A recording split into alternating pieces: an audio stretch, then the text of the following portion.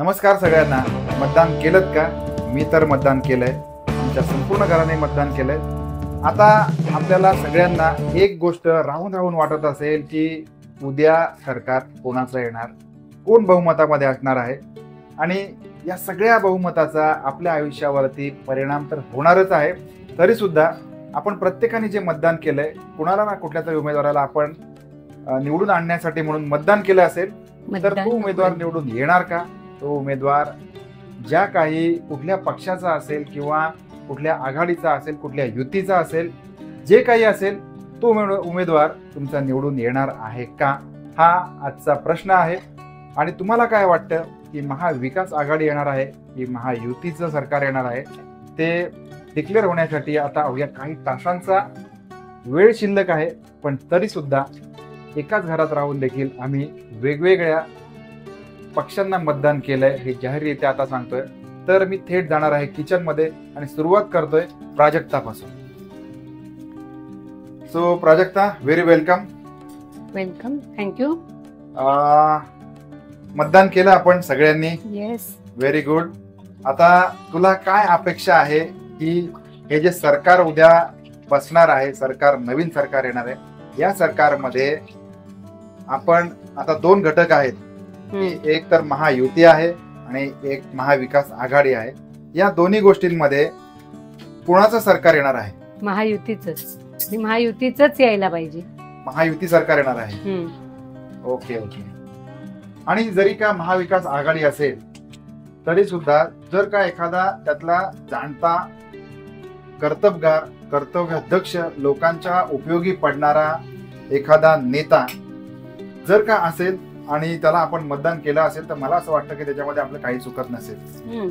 किंवा ज्याच्याशी तुमचे इतके वर्षाचे ज्या व्यक्तीसोबत आपले संबंध आहेत, आपल्या अनेक कामांना जो व्यक्ती उपयोगी पडलेला आहे, असा व्यक्ती आपल्याला निवडून जर का आपण देत असू तर त्याच्यामध्ये पण काही चुकीचं नाहीये. सरते शेवटी आपल्याला जे सरकार असेल ते आपलंच असेल आणि ते जनतेसाठी काम करणार असेल.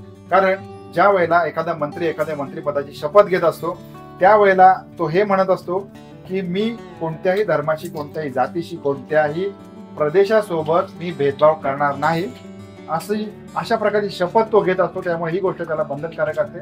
आता याच्या बाबतीत काही अपवाद देखील असू शकतात असं मला वाटतंय.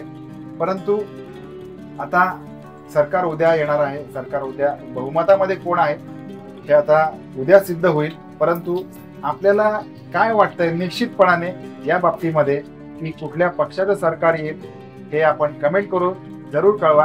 आम्ही आपल्या कमेंटची वाट बघू.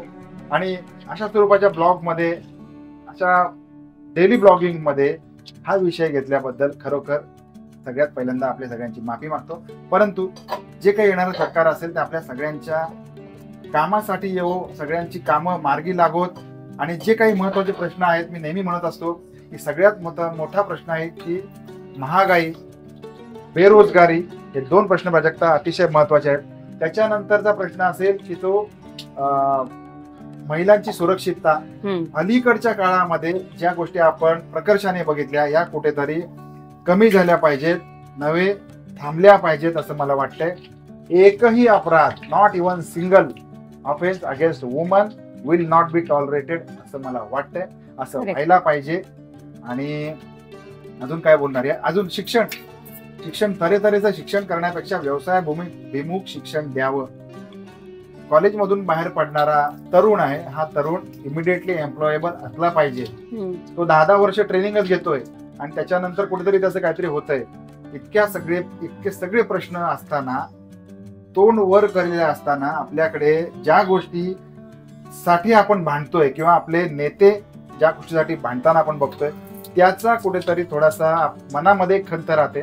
कदाचित अजूनही वेगळा शब्द वापरू शकलो असतो, परंतु तसं न करता असं मनापासून वाटतंय की त्याच्यामध्ये एक खंत राहते की एवढे मोठे प्रश्न आहेत आणि तुम्ही तुमच्या व्यक्तिगत कौटुंबिक गोष्टींविषयी भांडता, व्यक्तिगत कौटुंबिक विषयी वाद करता.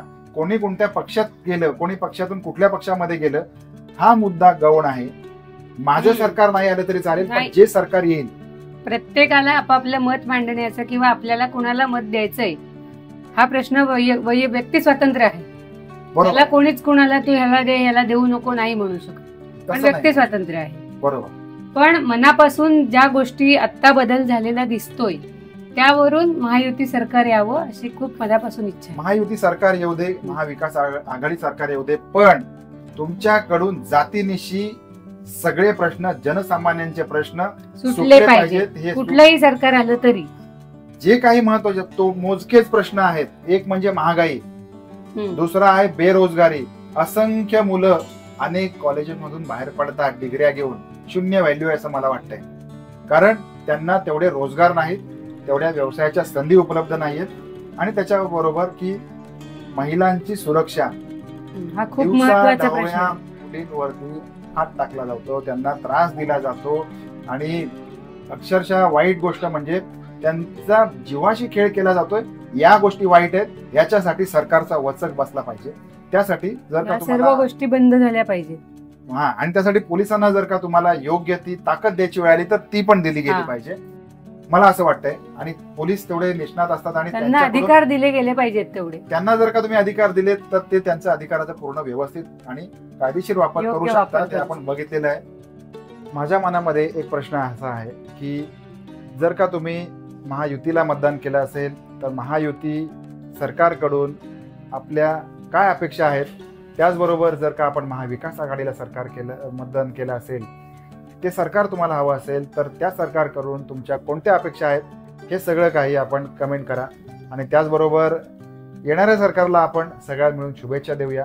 कारण जे होणार आहे ते होणारच आहे, त्याच्यामध्ये आपण कोणत्याही प्रकारे बदल घडवून आणू शकत नाहीये. जे काही वास्तव असेल ते काही तासांमध्ये आपल्या समोर येईल. परंतु या सरकारकडून एक सामान्य जनता म्हणून आपल्या सगळ्यांच्या काही ना काही अपेक्षा असतात आणि या अपेक्षा आपल्या रास्त आहेत. कारण आपण यांना आपलं बहुमोल असं मत देऊन आपण निवडून दिलेलं आहे.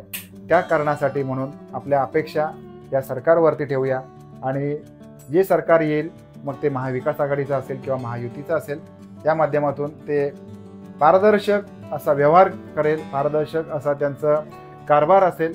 याच्यासाठी त्यांना शुभेच्छा देऊया. भेटूया पुन्हा एकदा नवीन व्हिडिओमध्ये. तोपर्यंत बाय बाय.